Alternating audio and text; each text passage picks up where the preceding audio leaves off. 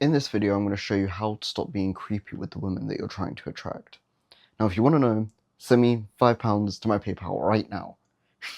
Nah, I'm messing. Watch the rest of this video if you want to find out. Babe, wake up. Lanny dropped another one.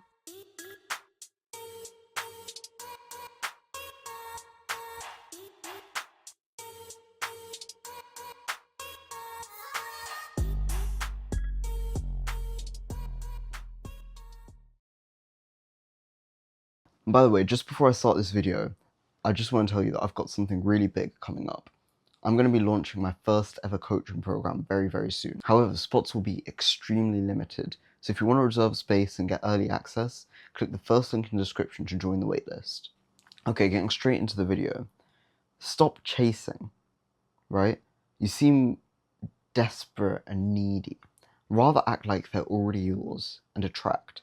Now, what I mean by this is a lot of you guys, generally what I see is you're always chasing the woman, you're always chasing the girls, you're always thinking, what can I do to get this girl to like me? And you're constantly going after her, you're constantly following her like a little puppy dog, trying to get her to like you, trying to convince her to like you even, right? And that gives off this creepy, desperate, needy energy that you want to avoid. Rather, instead, attract. Act like she's already yours. Treat her like one of the guys. Talk to her normally, like a normal human being. And be a little bit charismatic and flirty. And that's what will attract her to you. Rather than chasing her constantly. That chasing isn't attractive at all. Rather, this charismatic, funny guy that doesn't base his entire life around her, but rather is here and there sometimes. And when he is there, he's funny, he's flirty, he's charismatic.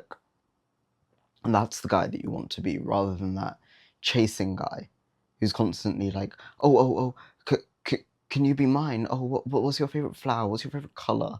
Oh, I'm gonna get you that color and that flower in that color, and I'm gonna give it to you, and then I'm gonna write you a nice little letter asking you to be my girlfriend. No. Stop trying to do all of that, rather than just roast her even. Joke around with her, play fight with her. Like, just to give an the top of my head example, right? I don't know. Maybe you're going on a walk together and you see a yellow car. You do the little yellow car no returns thing. Right, boom, yellow car no returns, and punch her.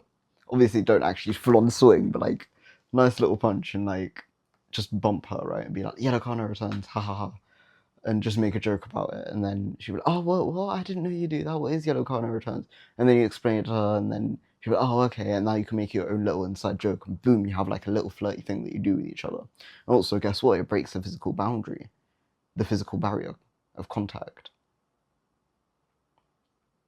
This can lead to many more things, but we'll get onto that later.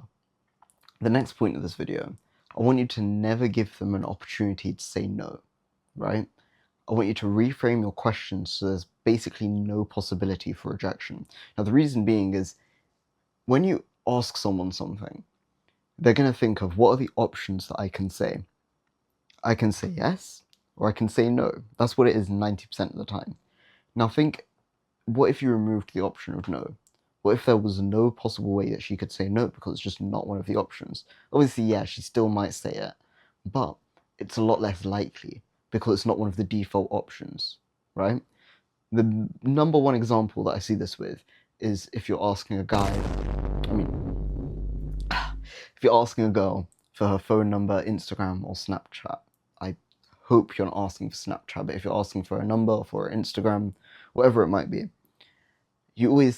I see a lot of guys, and even I used to do this back in the day, I would say, can I get your Instagram? Can I get your Snapchat? Can I get your number, please? And think about how just like cringy and sad and pussy that sounds.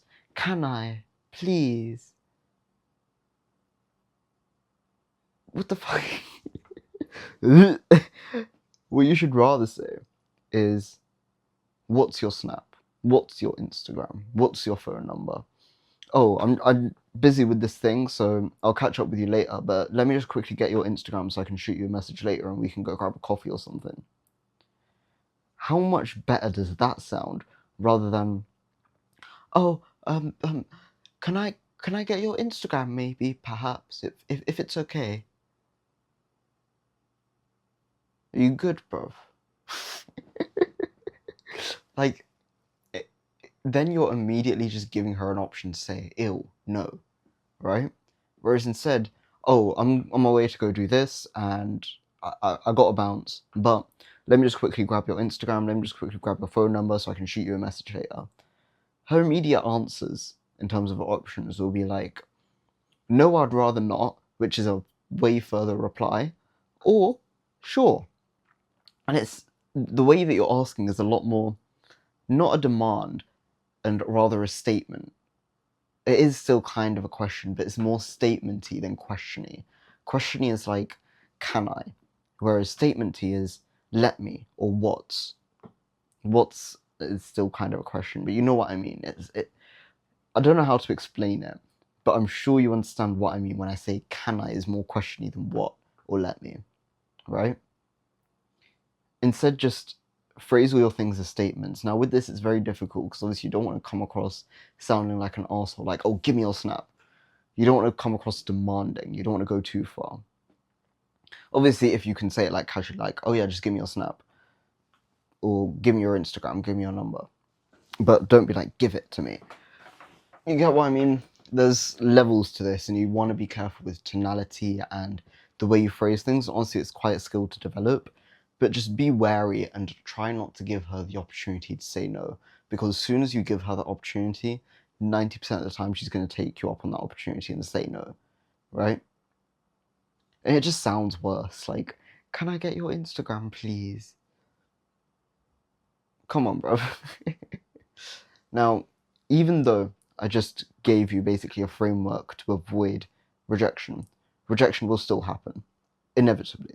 So don't fear it, accept it with a smile, and think with the mindset that more rejections are going to bring you to a yes, right? I don't mean to be that asshole that as soon as you get that rejection, you think, oh, she was actually ugly anyways, oh, I wouldn't have liked her personality anyways, blah, blah, blah. Instead of thinking that, think, oh, maybe she just wasn't feeling it today. Maybe it has absolutely nothing to do with you, right? Stop getting so insecure and shy and getting this scared feeling of rejection. The more rejections you get eventually, the faster it will lead you to a yes. The faster it will lead you to that. What's the opposite of rejection? Like acceptance? I don't know, but it'll lead you closer to a yes, right? You know what I mean?